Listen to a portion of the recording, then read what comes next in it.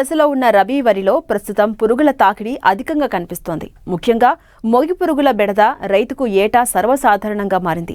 వీటి ఉధృతి వల్ల 10 నుంచి 30% దిగుబడికి నష్టం వాటిల్లే ప్రమాదం ఉంది. నివారణకు పురుగు మందులు పిచికారీ ఒకటే పరిష్కారం కాదు. సమగ్ర సస్యరక్షణ పద్ధతులను ఆచరించి తక్కువ ఖర్చుతో వీటిని సులభంగా అరికట్టవచ్చని తెలియజేస్తున్నారు వరంగల్ ప్రాంతీయ వ్యవసాయ పరిశోధనా స్థానం శాస్త్రవేత్త శ్రవణ్ కుమార్.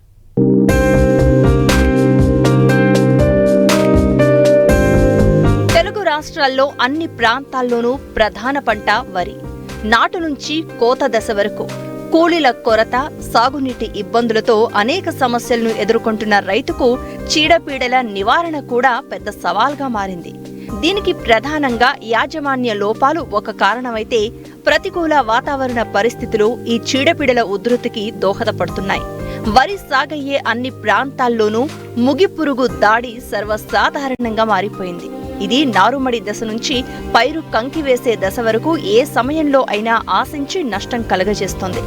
వివిధ ప్రాంతాల్లో పిలక దశ నుండి దుబ్బు చేసే దశ వరకు వరి ఉంది.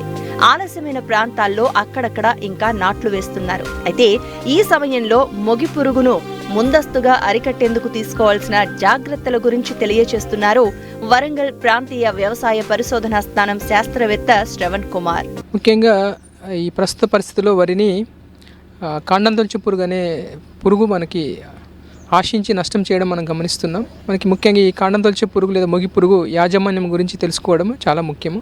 సో మనం ఇక్కడ గమనించినట్లయితే ఈ యాసంగి సీజన్లో వరి అనేది చాలా ప్రధానమైన ఆహార పంట. గత సంవత్సరము కూడా యాసంగిలో ఈ యొక్క కాండం తొలచు పురుగు ఆశించి మనకు నష్టపరచడం జరిగింది.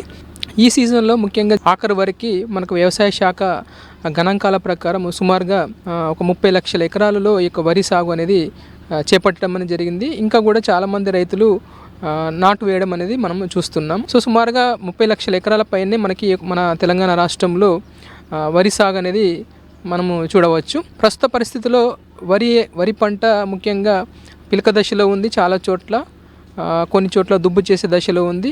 ఈ సీజన్లో మనకి చాలా చోట్ల వరి పంటను ఈ యొక్క కాండం తొలచు పురుగు లేదా మొగి పురుగు అనేది ఆశించి నష్టం చేయడం గమనించడం జరిగింది. ఇది మనకి వరిలో చాలా ప్రధానమైన పురుగు. మనకి అట్లాగే ముఖ్యంగా ఖరీఫ్ సీజన్లో అట్లాగే యాసంగిలో 2 సీజన్లో కూడా ఇది ఆశించి నష్టం చేస్తుంది. ముఖ్యంగా యాసంగి సీజన్లో ఈ యొక్క మొగి పురుగుకి అనుకూలమైన వాతావరణం ఉండటం వల్ల ఇది మనకి వరి పంటను వివిధ దశల్లో ఆశించి మనకి నష్టం చేస్తుంది. దీని గురించి మనము కూలంకషంగా తెలుసుకున్నట్లయితే మనము ఇది రెక్కల పురుగు సంబంధించిన పురుగు. ఈ యొక్క మొగి పురుగు లేదా కాండం తొలచు పురుగుల జీవిత చక్రంలో మనకి 4 దశలు గమనించవచ్చు. ముఖ్యంగా రెక్కల పురుగు దశ, అట్లాగే గుడ్డు దశ, తర్వాత లార్వా దశ, అట్లాగే ప్యూప దశ. ఇట్లా మనకి చాలా రకాల పురుగులలో ఈ 4 దశలు మనము గమనిస్తాము. దీంట్లో మనకి ఈ కాండం తొలచు పురుగులో లార్వా దశ అనేది మనకి పంటకు నష్టం చేసే దశ. ఈ రెక్కల పురుగులు మనం గమనించినట్లయితే ఇవి మధ్యస్థంగా ఉంటాయి. ఎండు గోధుమ రంగులో కానీ పసుపు రంగులో కానీ ఉండి తల్లి రెక్కల పురుగులు అయితే ముందు రెక్కలపై మనకి మచ్చలు గమనించవచ్చు. ఈ యొక్క తల్లి రెక్కల పురుగులు అనుకూల వాతావరణ పరిస్థితులలో మనకి మొక్క నారులో అయితే అది ఆకుల చివరిలో అట్లాగే ఆకుల మీద మనకి గుంపులుగా గుడ్లు పెడుతుంది. ఈ గుంపులుగా గుడ్లు పెట్టిన వాటి మీద గోధుమ రంగు వెంట్రుకలతో కప్పివేసి అది మనకి ఒక్కొక్క తల్లి రెక్కల పురుగు 2-3 చోట్ల మనకి యొక్క గుడ్లను పెట్టడం జరుగుతుంది. ఈ గుడ్ల నుంచి మనకి సుమారుగా వారం 10 రోజులలో ఈ యొక్క లార్వా పురుగులు బయటికి రావడం జరుగుతుంది. ఆ వచ్చిన లార్వా పురుగులు మనకి పంటకు నష్టం చేయడం మనము చూడవచ్చు. ఈ లార్వా అనేది గుడ్ల నుంచి బయటికి వచ్చిన తర్వాత కనుపుల దగ్గర నుంచి లోపలికి వెళ్ళిపోయి కాండాన్ని కొరికి వేయడం వల్ల మనకి మొవ్వు అనేది చనిపోవడం జరుగుతుంది. మధ్యలో ఉండే కాండం చనిపోతుంది. దాన్ని మొవ్వు చనిపోవడం అని పిలుస్తారు. ముఖ్యంగా ఆ మొవ్వు అనేది ముందు పసుపు రంగులోకి మారిపోతుంది, తర్వాత ఎండిపోతుంది.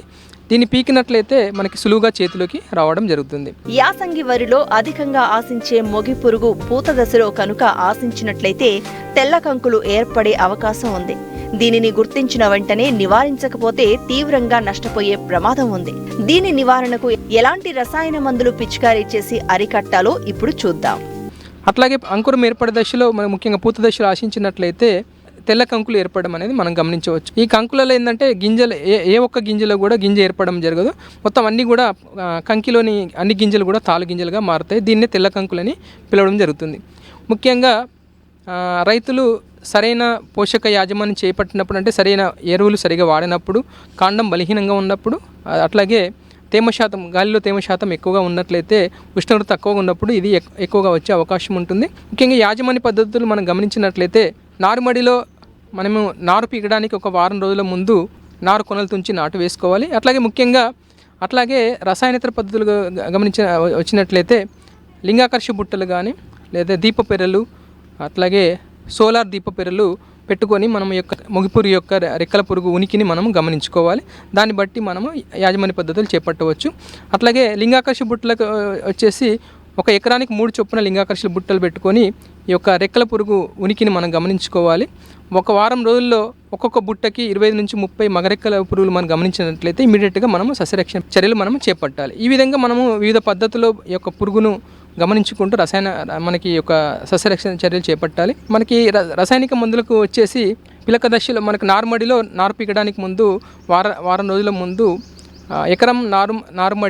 ఎకరానికి సరిపోయే నారుమడిలో ఒక 800 గ్రాముల కార్బోఫ్యూరాన్ 3G గుళికలు కానీ, ఒక 600 గ్రాముల ఫిప్రోనిల్ గుళికలు కానీ నారుమడిలో చల్లుకోవాలి. అట్లాగే నాటు వేసిన 15 రోజులకి రకరకాల గుళికలు మనకి అందుబాటులో ఉన్నాయి. ముఖ్యంగా వాటిలో కార్బోఫ్యూరాన్ 3G గుళికలు ఎకరానికి 10 కిలోలు కానీ, అట్లాగే కార్టాప్ హైడ్రోక్లోరైడ్ గుళికలు ఎకరానికి 8 కిలోలు కానీ, క్లోరంటా నిలిప్రోల్ గుళికలు ఎకరానికి 4 కిలోల చొప్పున బురద పదంలో మనం పొలంలో చల్లుకోవాలి. అట్లాగే అప్పటికి కూడా మనకి ఈ యొక్క పురుగు మనకి కంట్రోల్ కాకపోతే ముఖ్యంగా కార్టాప్ హైడ్రోక్లోరైడ్ మందు 2 గ్రాముల లీటర్ నీటికి, లేదా క్లోరంటా నిలిప్రోల్ మందు 0.3 మిల్లీలీటర్లు లీటర్ నీటికి, లేదా ఎకరానికి 60 మిల్లీలీటర్ కానీ, లేదా మనకి కొత్తగా అందుబాటులోకి వచ్చిన మందుల్లో టెట్రా నిలిప్రోల్ మందు ఎకరానికి 100 మిల్లీలీటర్లు, లేదా సైక్లోసిరమ్ అనే మన కొత్త మందు మార్కెట్లోకి వచ్చింది. ఇది ఒక 120 ml ఎకరానికి చొప్పున మనము మార్చి యొక్క రసాయనిక మందులు పిచికారి చేసుకోవాలి. అట్లాగే పిలక దశలో వచ్చిన మొగిపురుగు మనం సరిగ్గా కంట్రోల్ చేయలేకపోతే అంకురం ఏర్పడే దశలో ఇంతకుముందు చెప్పిన మందులు ముఖ్యంగా ఐసోసిక్లోసిరమ్ కానీ, లేదా టెట్రా నిలిప్రోల్ కానీ, కార్టాప్ హైడ్రోక్లోరైడ్ కానీ, క్లోరంటా నిలిప్రోల్ అనే మందులను మనము నిర్దేశించిన మోతాదులో పిచికారి చేసుకున్నట్లయితే ఈ యొక్క మొగిపురుగును మనం సమర్థవంతంగా అరికట్టవచ్చు. ముఖ్యంగా వీటితో పాటు బయో కంట్రోల్ మెథడ్స్లో ముఖ్యంగా ట్రైకోగ్రామా గుడ్లను ఎకరానికి 20,000 చొప్పున వాడుకోవచ్చు. సో ఈ విధంగా రైతు సోదరులందరూ కూడా ఈ యొక్క మొగిపురుగు యాజమాన్య పద్ధతులు ఈ విధంగా చేసుకున్నట్లయితే సమర్థవంతంగా అరికట్టవచ్చు, మన యొక్క మొగిపురుగు అరికట్టవచ్చు. ముఖ్యంగా కాండం బలహీనంగా ఉన్నప్పుడు ఈ మొగిపురుగు ఎక్కువ వస్తుంది కాబట్టి నిర్దేశించిన మోతాదులో మనకి నత్రజని కానీ, భాస్వరం కానీ, పొటాష్ ఎరువులు కంపల్సరీగా వాడాలి. అట్లాగే మొగిపురుగు ఏవైతే వాడితే మనకి అది కంట్రోల్ అవుతుందో ఆ మందులు వాడి ఆ మొగిపురుగును కంట్రోల్ చేసుకోవాల్సిందిగా కోరుచున్నాం.